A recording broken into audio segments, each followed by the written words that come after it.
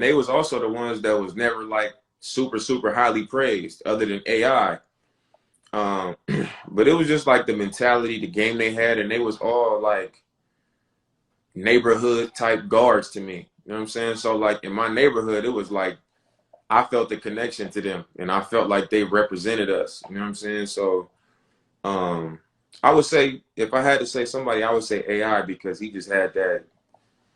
He reminded me of somebody that could have been from my neighborhood for real. Like, and he didn't, regardless of how big he got, how much love or respect he got, he was like, man, I'm gonna be me, and that's the end of it. You know, So he's one of my best friends. You know, I'm gonna say AI was the closest thing to Tupac Shakur.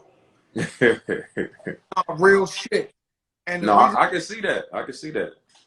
every game that AI had, say AI at its prime had a game in Portland tomorrow, 2 nights.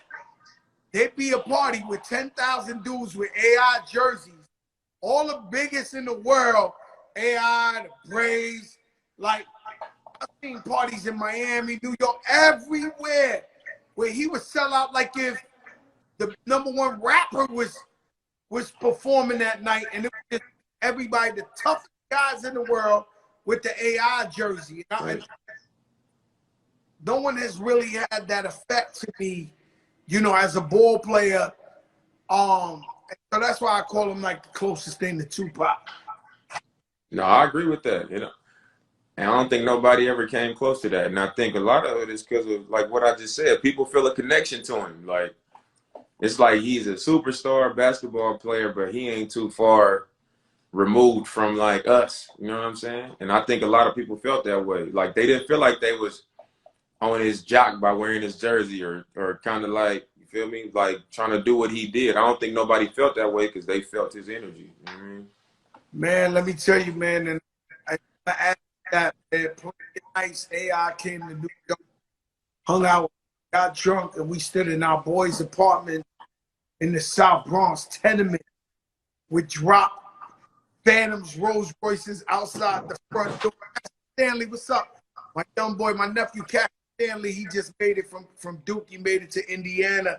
Congratulations. Yes, congrats, bruh. What was that bubble like, Damon? Was it harder playing in the bubble, or you rather play with your fans? Me personally, I'd rather play with fans, but I mean, I understand why we can't. You know what I'm saying? It's more important things than what us wanting to play in front of fans. But I think to me personally, the bubble was way easier because it was just like, it was really no distractions. We didn't have to travel after games. Like, shit, we was leaving the arena sometimes 10, 11 o'clock after a game, and we'd go right back to the hotel, and they had cold pools set up at the pool for us, and we just get our recovery in right after the game. They had food laid out for us, and we go up to our room, lay down. I mean, everything was laid out. It wasn't no plane after, bus to the hotel, check into a room, get situated. It was none of that. It was just like boom, boom, get up the next morning, practice all in one spot. So like our bodies was recovering faster. We was more rested. I mean, it was way easier to me. I think that's why you saw a lot of people just killing like that, for real. Let me tell you something. Let's go back to the AI. You and him have in common something you might not know. You know, blew my mind. Blew my mind. I was out there in the All-Star weekend, and you came out to perform. AI got crucified for trying to rap in his day. Yeah. NBA actually brought you on to perform. You want to say what's up? Holla. Don't just walk up. Come and say what's up to Damian Lillard, man. Come on, man. I know you got a fresh cut and everything, the man. Yo, homie, you good? What's good? Yeah. Everything blessed. Congrats on everything. Appreciate it, bro. You're going to have to put me on one of your next joints, man. Ah, there you go, boy. Put me on something. Put me on something, man. We got to cook something up. Put me in the game. Put me in the game, coach. Listen, 2021, we back in the studio. Let's do something. It's good. Put that shit out there right away. Yeah, let's do it. You do. See what you get when you come on a big show. Get anything possible, Dave.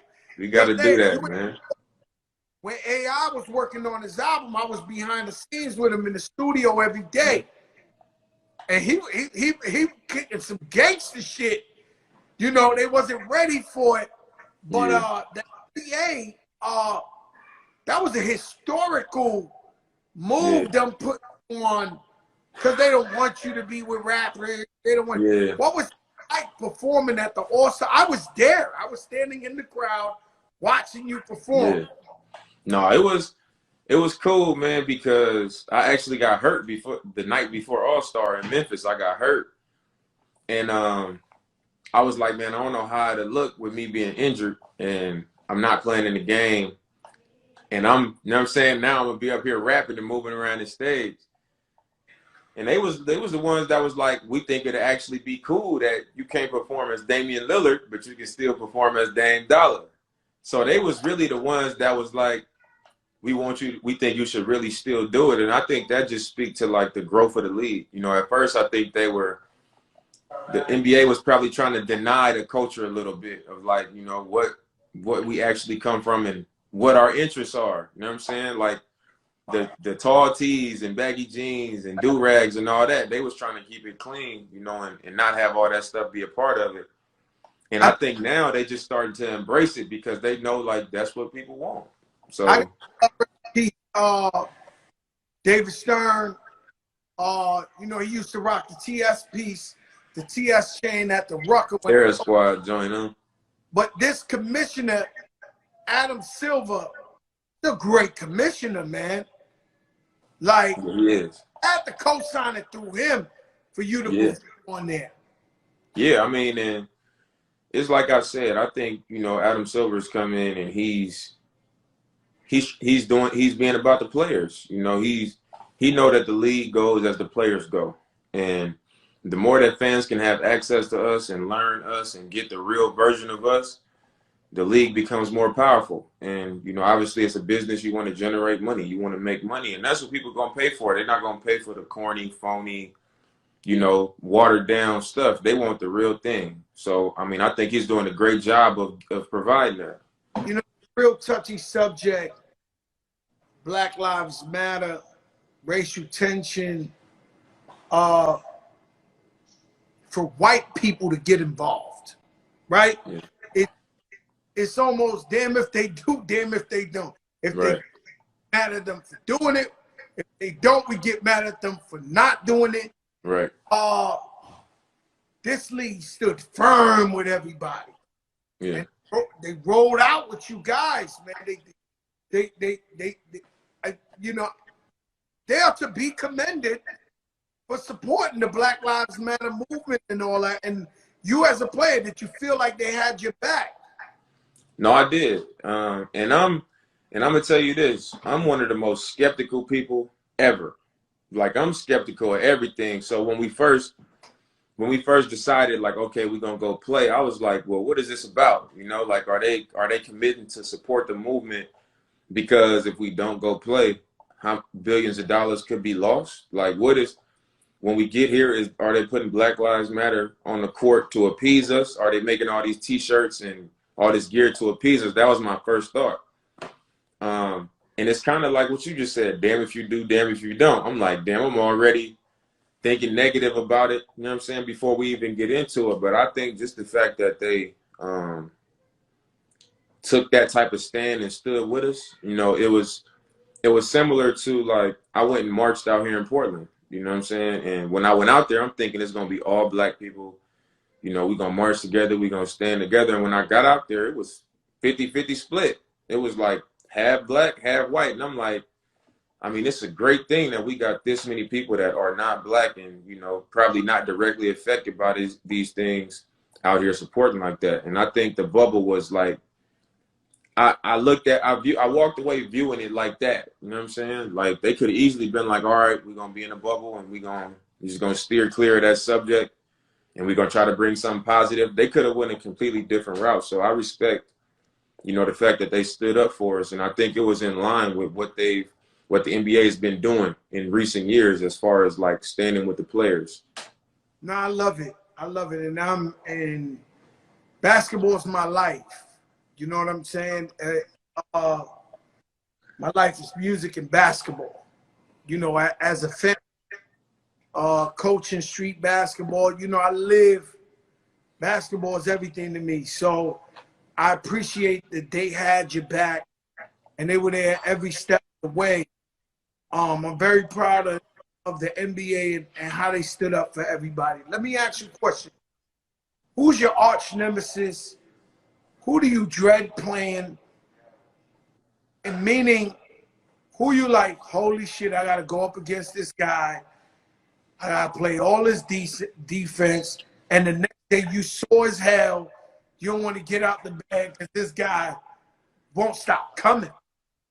I mean, if I had to say I had an arch nemesis, it'd probably be Russ. Because me and Russ, when we play against each other, we going after each other. Like, it's been that way every time we played since I've been in the NBA. 8 straight years of just like me and him go at each other, but I mean, it's respect off the court. Like we solid, we cool off the court. But once we play it, I just feel like we going after each other every time. Like it don't matter beginning of the season, middle of the season, end of the season. Like no matter what it is, we going after each other. Like so, I would say him, but it ain't really. It's nobody in the league where I dread playing against. You know what I'm saying?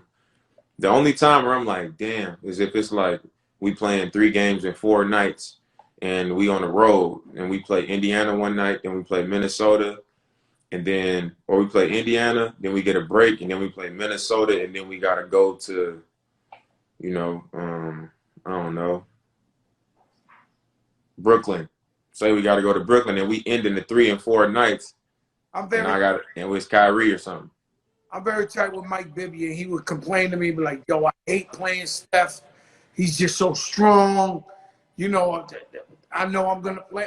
Several players have always told me, yo, there's one player, you know, Al Harrington. At one time he had to check Yao Ming. And yo, Joe, I couldn't get off the bed the next day. Right. And by mistake, his knees hitting the back of my back. And he was like, yo, I couldn't get out the bed for practicing. You know, that's the reference if I had to say one, I would say probably Steph because he just don't stop moving. Like when you play against Steph, it's not even like when he has the ball, it's when he don't have the ball. He just running all over the place, they screening for him. And it's like it's a heavy workload when you're playing against him because he don't stop moving. He'll make any shot. He'll shoot any shot. It's like, damn. Picks. Yeah, man. 4 picks. How you going to stay with this guy and then he going to shoot from anywhere? And he going to shoot it fast as hell. He going to catch it and it's going to be gone. So all he needs is a little space. Draymond setting illegal screens. Like, that's the one where I be like, damn, you know, the night before where you like, man, I'm about to have to chase him around. Like, he could get hot. You know what I'm saying? Like, you just. And then after you chase him around, you got to, you know, it's Dame Dollar time. I got to do something back. Over. You got to, that game-winning shot. Which one? Hit several of them, but you know which one I'm talking about, that big game. Okay, see? Yes. You wanted the ball bad. You wanted to take that shot. What was that like? I mean, once we got the ball back and it was a tie game and I knew we was gonna get the last shot, I was like, I'm not gonna force nothing to the rim and end up somebody hit my arm or I lose the ball or something and the referee's not gonna decide the game. So I mean, I just got to a comfortable spot and I was like, you know, he backed off me a little bit. I was like, I'm about to just raise from right here. Like you prefer a deep shot over like going to. You think you have a better chance shooting a 3 from a distance than going up for a layup at the basket. Your odds. You prefer your odds shooting the 3 from the other side of earth. It depends on the situation. Like. Some games I can get to the rim easy on certain defenses. Like if they don't have good help side defense or if they don't have a real rim protector, then I might challenge them at the rim and put the pressure on the referee and like really think that I can finish. But if I've been making jumpers like in that OKC series and in that game, I was hitting deep threes the whole game. So at that point, I was like, I had it rolling. I was like, it don't matter where I shoot from. If I can get a clean look, it's going in. So Shoot at the basket seems like extra bigger when you on a roll. Like I've heard players say the shit just going in. Like you just is. nah, it for sure get bigger. The basket look way bigger when you making shots, and the ball feel better. That's what's crazy. Like the ball feel better in your hands when you get rolling. That shit crazy, man. I mean, you made moves this year. Shout out to your man CJ. Yes, sir. 1-2 punch deadly. You That's my guys, boy. That's my boy. no, he busy. He ain't no punk, man. At all. No, he a dog. He get busy. He get busy. I see y'all picked up Covington. What's Yep. your expectations of Covington? I mean, I expect him to be himself. You know what I'm saying? I think we known for performing offensively. Like we don't have an issue scoring the ball, putting points on the board. Where we've struggled at is just getting stops. Sometimes we defend hard, we don't come up with rebounds. We use energy for an entire possession and don't get the ball. Then we got to guard again, and we don't get the ball. So like I think we put ourselves in them type of positions too much. And our defensive rating ended up being low. But I think when you add somebody like him to the equation, he's a great perimeter defender, good length and size, get a lot of deflections and steals, and he's an underrated shot blocker. Like to be a wing, he's usually at the rim blocking shots. So I think it's something that is complementary, to the team that we bringing back. Here, Dan, you're looking amazing. This is your time. Everybody has a time, right? I remember Derek Jeter, who's my favorite baseball player. I was at a Yankee game, and he hit a home run, and 60,000 people, tell him to lower it. 60,000 people were jumping up and down, and me, I was jumping up and down. And I remember me looking at the crowd, and shout out Erica Ford. I'm looking at the crowd, and everybody's going crazy. And Derek, and I said, no, he's just a player in the game, and that he retire are still gonna come here and cheer for the next Derek, and they're gonna be Yankee fans. Like, so why I say that to you is we've seen somebody kill before. We just said AI, we just said Steph Marbury. With this league, if you don't win a championship, you'll just be one of the other guys. Right. What are you doing to win a championship? And I don't mean just individually, because you leave it all on the court. Right. But as a team, do you think you have a chance to win a championship? I think we got a chance. And I think being able to hold together like the culture of your team, I think is big in the league, because there's so many like ups and downs. You know what I'm saying? You go through bad stretches, you have your great stretches, but I think like the demeanor of your team and like how together your team is. Like you look at a team like Miami, nobody came into the season last year saying they're gonna be in the finals. Everybody was like, oh, Toronto, Milwaukee, the Lakers, the Clippers. It was like they wasn't even in a discussion. But like they're a team that come in shape, they play together, they unselfish, they defend. You know what I'm saying? They do their job, they hold each other accountable, and like you end up where you end up when you got all that shit going for you. You know what I'm saying? Even when you're not supposed to, or people might not see it. And I think our team, we got that type of energy. You know what I'm saying? Where we together, there's no question, regardless if we get our ass blew out, or if we blow somebody out, or if somebody come off the bench and have 40, and I have a low scoring game, CJ have a low scoring game, our team is like, we the same. We come to practice the same. We gonna talk in the locker room the same. So like, that's something that's on our side. I think it's a matter of us just being able to sustain that every single night and getting in a position where it's like, all right, Now, not only are we together, we won games based on who we are and how we do shit. So now we going into the postseason confident, like this shit work. Like we that team. If they gonna beat us, they gonna have to take it from us. And you get in the postseason, and we got the players to get it done. Like I averaged 30 last year. CJ averaged 23 last year. Melo is a future Hall of Famer. You see what he did in the bubble. Like in the big moments, like you're gonna need somebody like Melo that's been there, done that, and he believe the other team gonna respect somebody like Melo. I feel like a top 5 center like Nurk can score on the block. He can pass. He's a good rim protector. Then you add Covington, Derrick Jones Jr., Rodney Hood, Gary Trent, Enes Kanter, backup 5. That's a quality backup 5. And Great. if it all fall into place and we do what we supposed to do, we can do it. Like I really feel like we can do it. And I think like you said, like if you don't win a chip, everybody will be like, oh, he didn't win it. He was great, but he didn't win it. And I'm like, I talked to Melo about it. I'm like, bruh, I was telling you to come here 3 years ago. When you was in OKC in Houston, you should have been came. Me and him always talk about it. But I tell him, like, you're not going to play with nobody like me that, like, of course I want to win it for me, but I want my legacy and I want my shit to be tied to yours because you're going to have a great comeback story because you was on the couch. They was trying to play you. And you came back, we welcomed you, and like I want to see you. You're gonna be a Hall of Famer, but I want to see you have your ring too.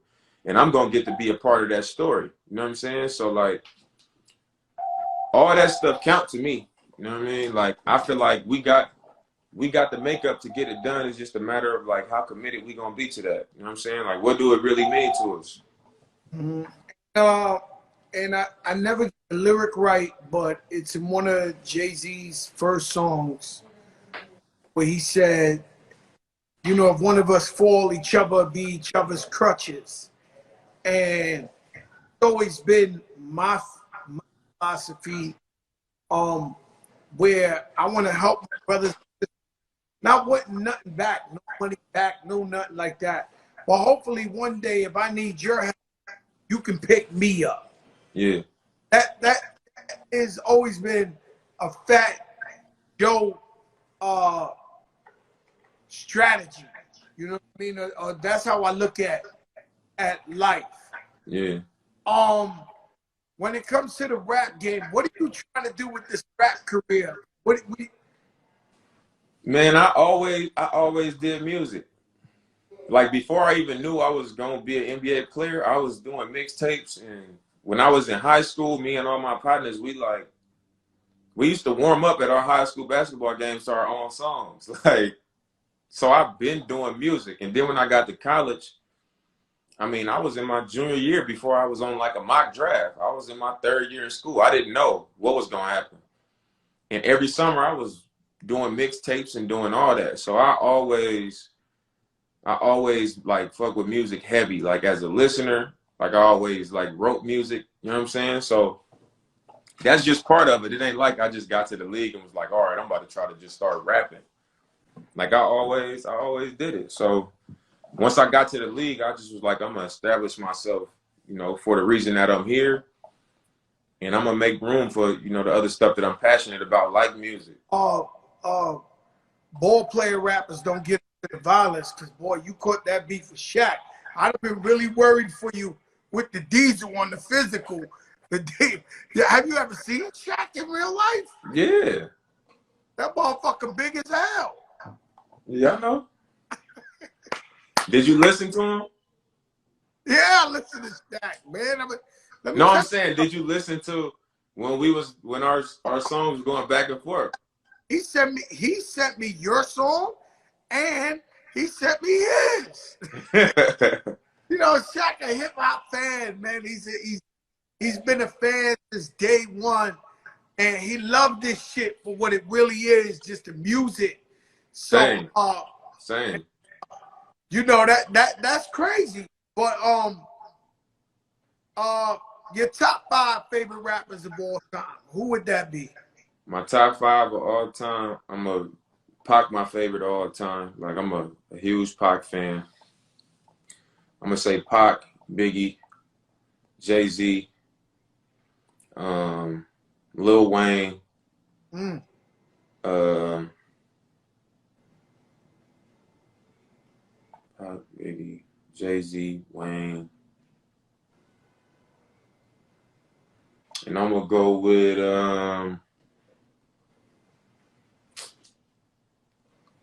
I think I'm gonna go with for that fifth spot. I think I'm gonna go with Nas. I like Nas. I'm a huge Nas fan, but I listen to a lot of rap. So like growing up, if I had to do this growing up, I would have probably I don't know. I would have I'm probably said Andre 3000 or something, huh? somebody. Who would be your top 5 rappers right now? Young Right cat, now, right young now. right now, young cats. You mean young, like I mean, young not like Kendrick and them? way. The Roddy Riches, you know, Oh, the young ones. I would say Lil Baby, Roddy Rich. Um, I don't want to miss nobody that I really like. I like Rod Wave a lot. Rod Wave. A lot of people don't be on to it like that, but I think Rod Wave in there for sure. So hey, that's my man. You know, I love a big boy style. You know what I'm saying? yeah, You fall on that stage, he got his ass right back up, man. yeah, he did. That's a I'll fact say right there. I got Roddy Rich, back Lil up. Baby, um, Rod Wave, the Baby, and YBN. Well, Corday. Oh, Corday's he's a spitter. Yeah, That's my that's my guy. style for sure. He's a spitter. To me, I love them all. I don't think nobody on uh nobody on that Roddy Rich. Nobody. I don't think nobody touched that album this year. The Roddy Rich. Yeah, I think he should have been nominated for Grammys and all that. Yeah, Roddy Rich hard. You know, and right behind him, I would have said, unfortunately, Pop Smoke passed away. Yeah, I like Pop Smoke too. I just ain't. It just wasn't a lot of material. You know what I'm saying? I ain't heard a lot of material from him, but I did fuck with his album heavy though. Yeah, his album surprised you actually, right? It most certainly surprised me And then when you heard the whole shit, you was like, because oh, I just heard the one song was going. It was everywhere. Some of the songs, and then when we was in the bubble, like 3 of the young dudes on the team was just playing that shit over and over and over, and I could hear it coming out their room, and I'd be walking down the hallway. So I went in my room and was like, man, let me listen to this. And the next day at practice, I was like, man, I had it in my AirPods. Like, okay, yeah, that shit let's happened. actually go. You know, I thought the song was cute. You know what I'm saying? I met him. God bless the dead. Rest in peace, he was a gentleman, great kid. And then I'm walking in my store up in NYC, and they was playing that shit to death. That album when it came out, and I was like, yo, I was listening to. So she wanna mess with the whoa. I was Yeah, like, yo, oh, yeah, that's hard. yeah, he was a big thing. Like I was like, holy shit, he was a superstar. Oh yeah, Um, somebody said Lil Durk too. I mess with Lil Durk too. you know, Durk, Dirk, he honorary mention. Know what I'm saying? Durk, We, Thug. uh, favorite. I don't want to say your favorite ball player 5 at the time, but your favorite 5 point guards My favorite of 5 all point time. guards. I'm gonna go. You consider AI a point guard? Yeah, he's a 2. He He cursed me played it out one too, time. but he was okay. So I'm gonna say He's a point. AI. So I put AI one time, and he literally, I put him up as a 2. I mean, as a point guard, and he literally called me up like, "Yo, you know I'm a 2, man. You know I ain't no point guard, No, but I'm gonna say you got." with AI included. I'm gonna say AI, Nick Van Exel, Gilbert Arenas, um,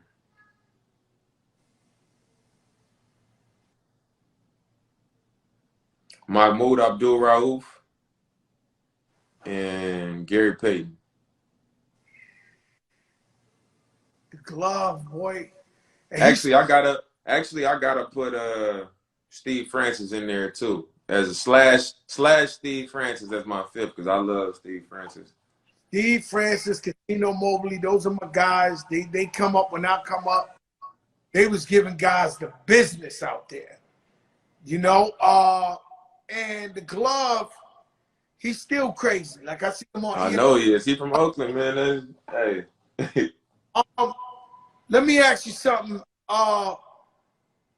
Your top 5 playing now point guard. Playing right now? Playing right now in the league. Me, Steph, Russ, Kyrie.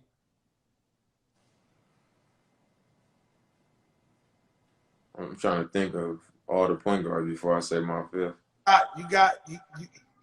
You got Trey Young. You got John Morant. You got Donovan Mitchell. He ain't a point guard. What is it, 2? Yeah, he's a 2. All right. I'm gonna say me, Steph, Russ, Luka Doncic, Woo! Look at and point guard. either one. Oh, He played a 1. Me, Steph, Russ, Luka, and Kyrie Irving. Let me explain something to you about this Luka dude. That white boy on his eyes, man. That motherfucker on his eyes, boy. Hey, Yeah, you ain't lying at all. He cold. I said, oh no.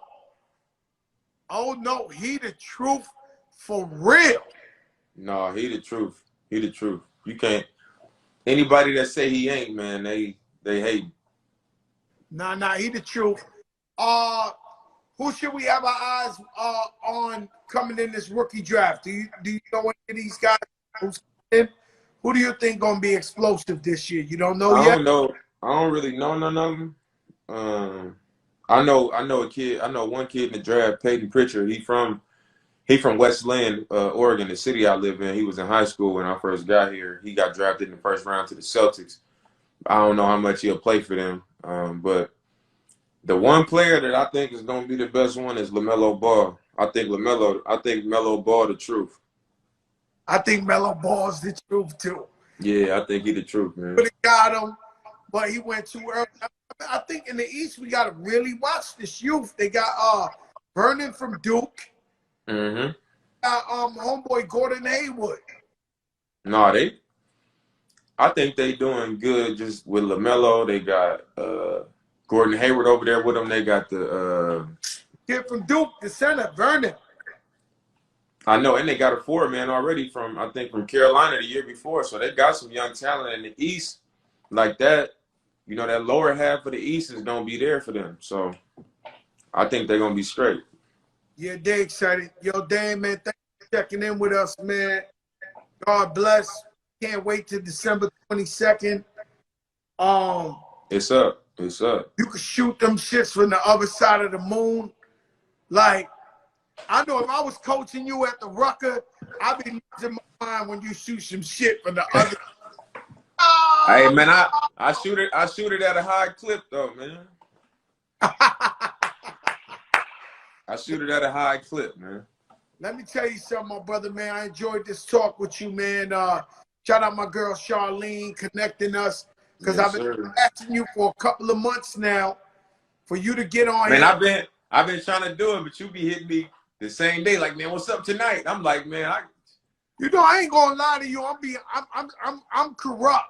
You know what I'm saying? And I know everybody in the bubble, nobody's like allowed to talk. I'm like, fuck that. I want breaking news. I want